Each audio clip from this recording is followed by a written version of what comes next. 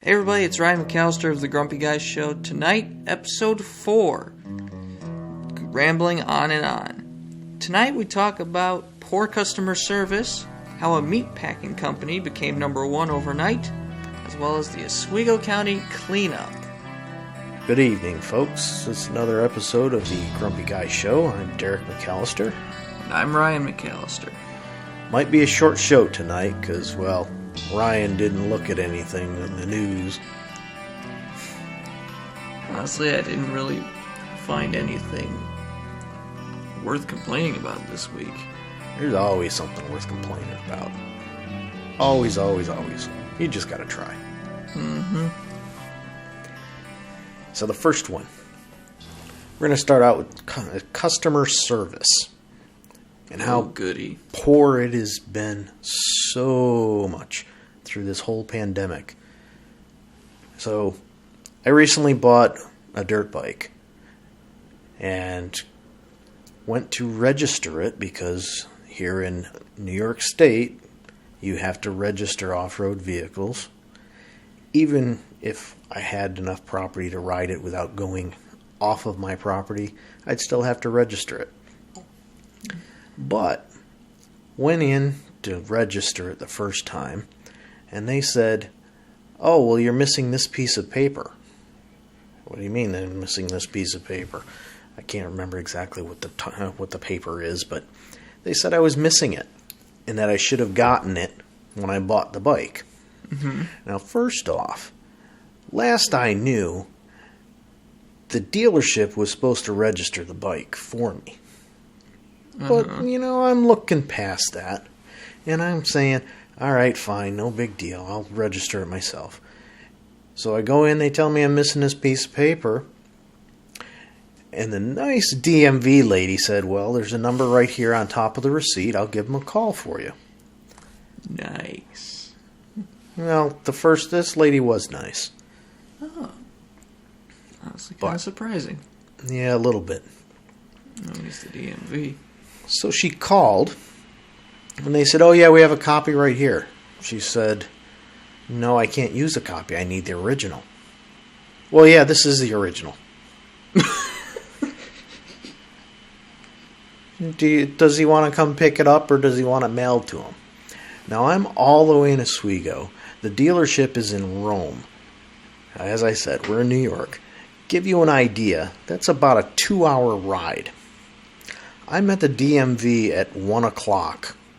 They close their doors at 3. What are the odds are that I'm going to make it a 2-hour drive to Rome and then a 2-hour drive back in an hour? Not happening. Exactly. So I said, just tell them to mail it to me. I got another appointment set up already. No big deal. At least it shouldn't be. Well, yeah. So they mailed it back. She told me everything I needed to bring in, which did not include the receipt. Mm-hmm. Okay. So, dealership mails me the paper.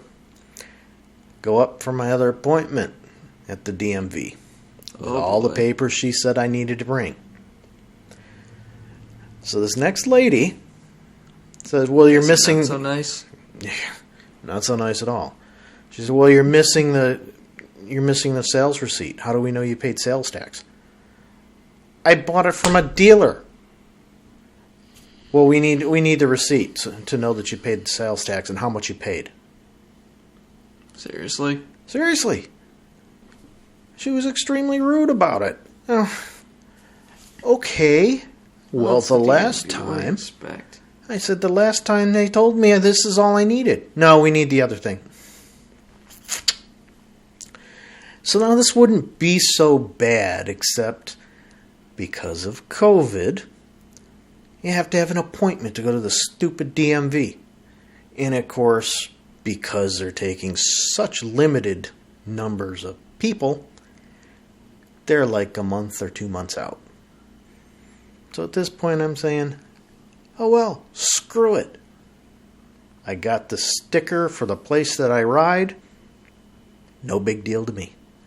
It's going to wait until I feel like going up there and dealing with those idiots again. Because it's an hour drive from my house.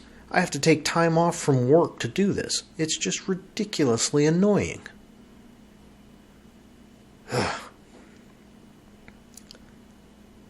So, you have anything to say? About the DMV? Yeah. Well, I know that I don't really have any experience with them being a pain in the rear. I have only one experience at the DMV. Yeah. And you had it pretty easy. I did have it pretty easy. All you were doing is getting your permit. Yep. Which, like I said, that first lady was nice. I had to get my permit and my license for the motorcycle. She took care of it all just fine, chuckling away as she made a few mistakes here and there. She said, "Oh, geez, I forgot to do this." And she kept going back. She was chuckling along, having a good time. Everything worked out with that. But, just can't deal with these people who have to be rude just because they work at the DMV. Or in any sort of customer service position. Yeah. And the problem with the DMV is you have no choice but to go there. Mm-hmm. Because of COVID, you're stuck going to a DMV in your county. You can't go to just any one because there's one a whole lot closer right down in North Syracuse. Take me 20 minutes to get there. But no, I have to go to one in my county. Well, there's only two. One of them is small, so they take fewer appointments. And that one's 45 minutes away. And then there's this other one that's an hour away. Just wonderful. But, it's just customer service in general through this whole pandemic.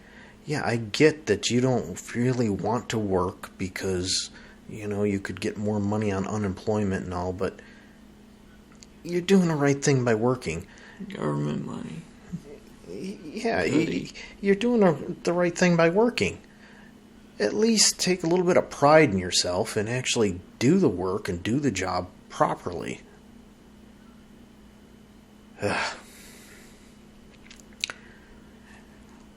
So, the next topic that I've got. This should be a good one. Well, sort of. It's right back to a tech thing with another ransomware attack. This one... A what? Another ransomware attack. Where they, generally speaking, lock down things and they encrypt your whole network. Okay. Yeah, maybe I should explain that because maybe somebody else doesn't know. So the ransomware, basically what they do is they break into your network. Oof. And they encrypt, and this can happen on your own personal machines as well. Oh, wonderful. So they break in to your network and they encrypt everything. Mm-hmm. And then they say, give us money or we're going to delete your files. So the easiest way to prevent this is by using a tried and true backup method called the 3-2-1 method. Mm-hmm. 3 copies in 2 different locations, right? No, it's... Oh, I can't even remember it now. Basically, it's, you have multiple copies in separate locations, and they're not connected to your network. Mm-hmm. One of them can be, just for ease, but any of them that are not connected to your network, the ransomware can't affect it, because then you disconnect your network from the internet, restore your backup, yeah, you're good to go. You don't have to pay them anything. So this that's what happened with the Colonial Pipeline. Okay. And I found out something with that. Ah, what did you find out? Yeah, found out something else. Don't use the same password for everything. And if you're a business, make sure that when somebody's terminated, you turn off their access to your network. What happened with the Colonial Pipeline is apparently these hackers found something on the internet with somebody's password that used to work at Colonial Pipeline. Said, well, let's try it. So they tried it, and it worked. Got them in. And then they said, well, most people just reuse the password, so let's try it on other stuff. Ruh-roh. Exactly. They tried it, and it worked. This person's been gone from Colonial Pipeline for several years, and now suddenly their password's opening it up to these hackers, and it's just amazing. They go through and they encrypt everything, And and demand then money. lock it down, demand money. And what they've been doing, see, they've gotten smart.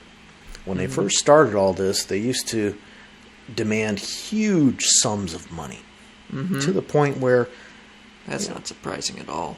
well, the thing is, they demanded so much money that it was easier to say, nope, sorry, we'll figure out some other way to fix things. Mm-hmm.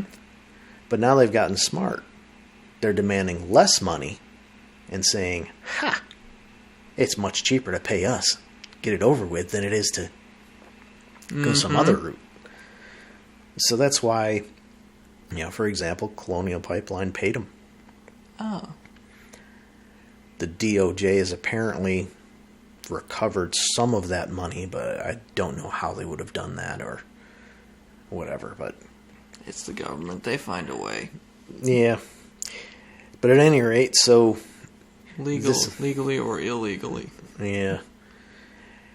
Well, it's legal as long as the government does it, because they can do whatever they want. Mm-hmm. But this next ransomware attack was on a meat manufacturing company. I can't remember the name of it. Mm-hmm. But the first day they were talking about it on the news, they said the number 2 meat packing company in the United States has been hacked, and they've been shut down, and we're going to have a meat shortage.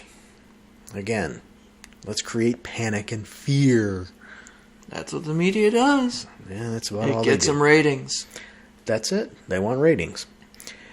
So then day 2, Television is dying. so day 2, they say, oh, the number 1 meat packing company in the United States has been down for 2 days now. Okay, well, first off, how'd they suddenly become number 1 instead of number 2? Just overnight, when, they weren't actually producing anything. A miracle. Yeah, it's just a little bit more. We'll get more money by calling them number 1. Mm-hmm. So Get more people watching. yeah, get more people clicking, more people panicking. So the whole thing is, this company was only down for a day, 24 hours total. My guess, they had a solid backup plan and restored, up and running. So, did the news ever mention that? Probably not. I can tell you they did not.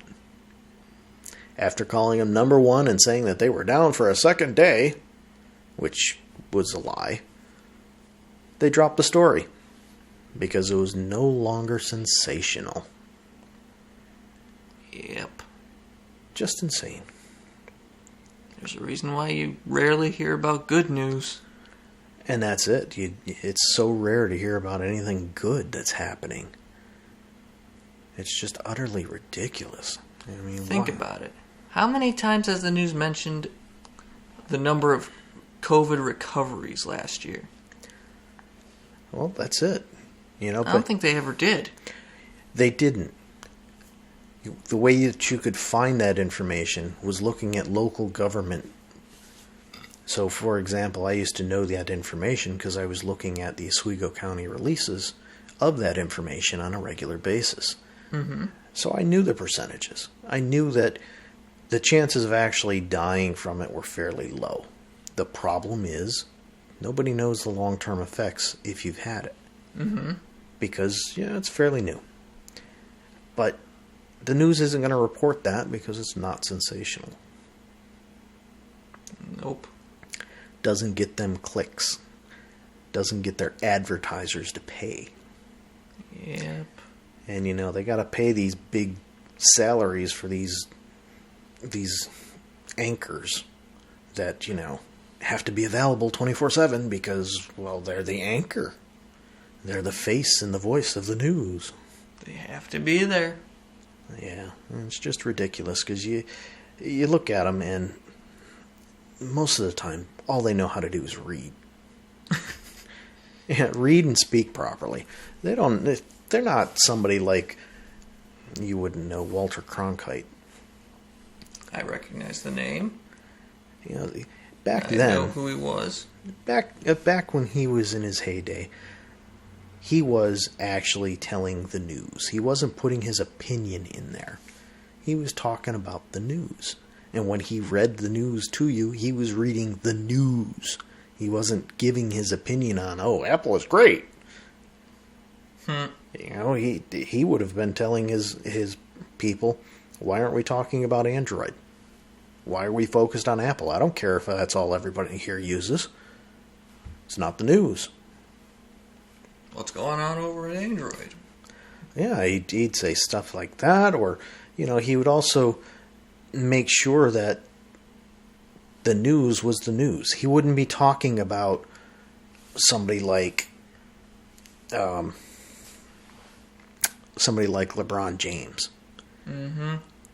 He wouldn't talk about that because that's not the news. That's the sports. That's not the news. But instead, half the news is filled up with these celebrities and their sports crap. To ESPN. Yeah. Well, not really nowadays, but still. And the news now talks all about Harry and Meghan. First off, who the hell cares? We're in the United States. I don't care I don't care about the royals. But top that off with, what are they doing that's making anybody's lives better? Yeah, okay, they've made their own better because the royal family is apparently racist. Okay, good for them. But what are they doing? They do nothing for me. They do nothing for this country. All they do is worry about themselves. They're both wealthy. That's most wealthy people. So, I don't care that they had another baby. Why is that news? It's not. If you want news about celebrities, go to Entertainment Tonight. Yep. There's entertainment shows that kind of stuff should be on. Just like you said, sports, ESPN, Fox News, Fox Sports. Fox Sports 1, which isn't the best, doesn't provide the best sports coverage. But hey, neither does ESPN. Yeah, but that's where that stuff belongs. It doesn't belong in the headlines of the world news. We get stuck listening to all that crap instead of hearing anything good. Because they got to cram everything in, and then you get a little 2-minute segment at the end, which they tease throughout the whole 30-minute show. You get that little 2-minute segment at the end. Oh, and this is some good news. Okay, great. Okay, great. Anything else? Yeah. They just don't have time for it because they've got to talk about, how Kobe Bryant's investigation of his death is still ongoing. Okay, great. Yeah, we kind of knew that. But why is he special? Why aren't you investigating the other non-celebrities that were on that flight as well? Mm-hmm. Why aren't you mentioning them? Oh, because nobody cares. Because people only care about Kobe Bryant. Because he was a basketball player. Yeah. The only ones that really care about any of the other people that were on there are their families. Mm-hmm. So, why is it news? It's not. But that's the world we live in, and it's never going to change. And they wonder why so many people are actually going to the internet to find their news. Mm-hmm. I'd rather sit down, read an article about news, and actually get the information about the article. And I don't care if it's 24 hours old. If it takes them 24 hours to write it, good. That means they actually took their time. They didn't rush it out the door. Yeah, well. So can you guess at the last one? Can you guess at the last topic? The last topic? I have no idea. So the last topic that I've titled is county cleanup.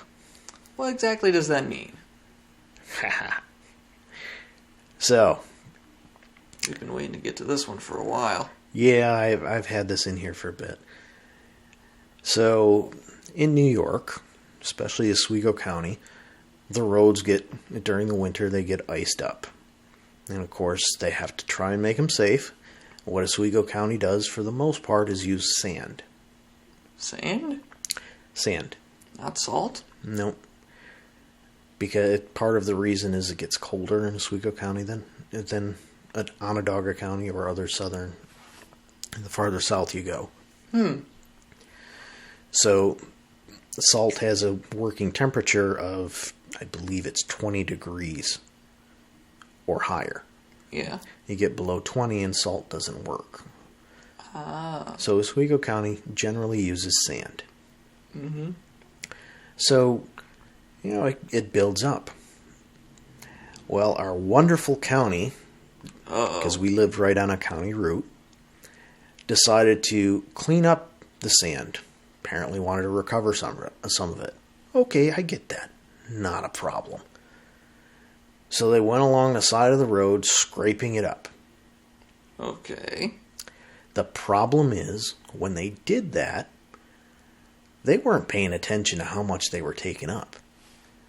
So, the utility pole out in the front yard is 6 inches away from the edge of the road.